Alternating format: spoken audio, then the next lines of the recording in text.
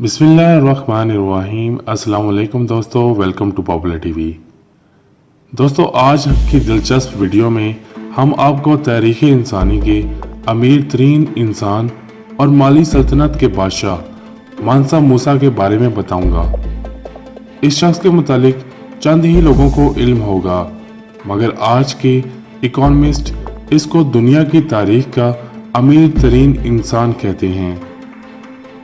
मानसा मूसा Africa के एक मुल्क माली का बादशाह था, जिसने 14वीं सदी में माली में हुकूमत की।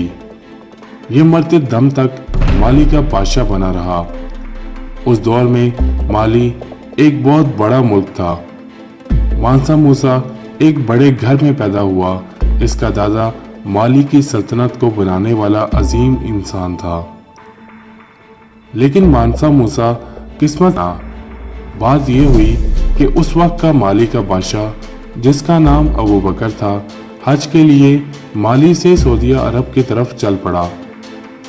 उन दिनों हवाई जहाज तो मौजूद नहीं थे, इसलिए सफ़र के लिए अच्छी नस्ल के घोड़ों और सहरा के जहाज यानी ऊँटों का इस्तेमाल किया जाता था।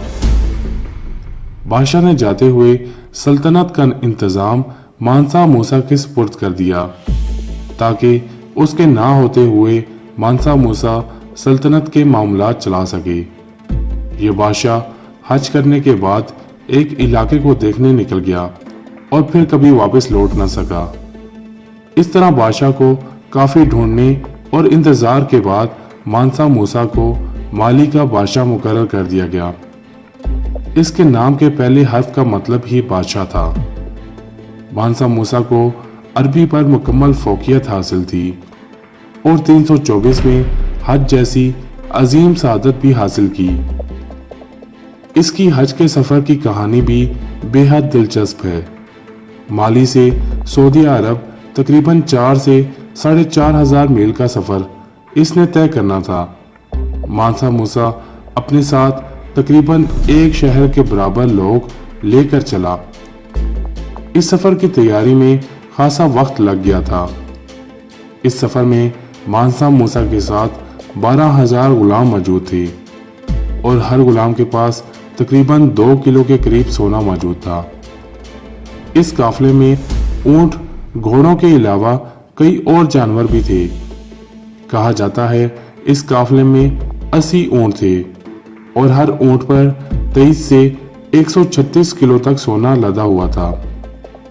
मानसा मूसा ने तमाम सोना सफ़र करते करते गरीबों और ज़रूरतमंदों को तोहफे की तरह बांट दिया।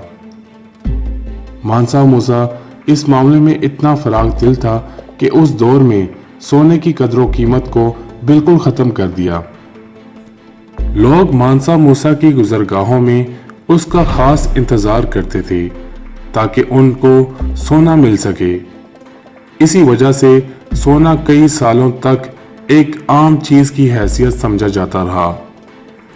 मानसा मूसा ने सोने को फिर से कीमती बनाने के लिए मिस्र से सारा सोना खरीद लिया। यह दुनिया की तारीख में ऐसा नायाब मौका था कि जब मानसा मूसा वो वाहिद शख्स था जो पूरी दुनिया के सोने की कीमत को कंट्रोल कर रहा था। जैसा कि मैं आपको बता चुका हूँ कि उस वक्त माली की सल्तनत दुनिया के अजीम सल्तनतों में से एक थी।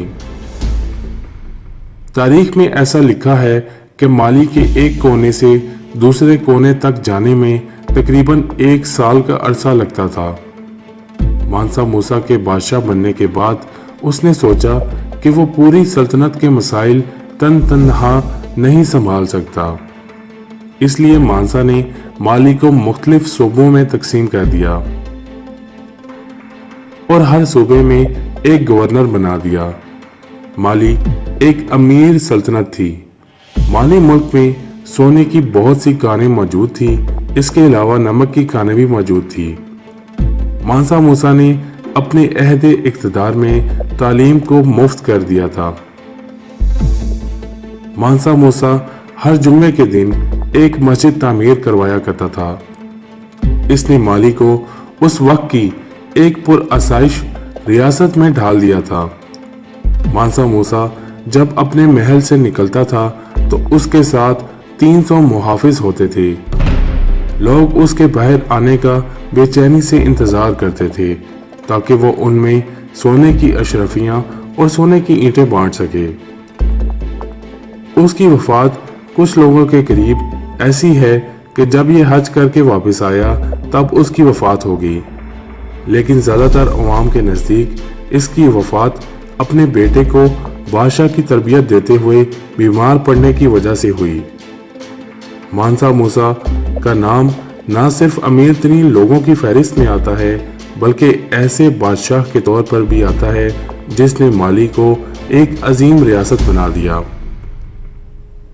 दोस्तों, मुझे उम्मीद है मेरी आज की ये वीडियो आपके लिए काफ़ी इन्फॉर्मेटिव होगी। मज़ीद अच्छी वीडियोस के लिए हमारे चैनल पॉपुलर टीवी को सब्सक्राइब करें, लाइक करें और इस वीडियो को अपने दोस्तों के साथ शेयर करें। आपसे मुलाकात होगी मेरी अगली वीडियो में।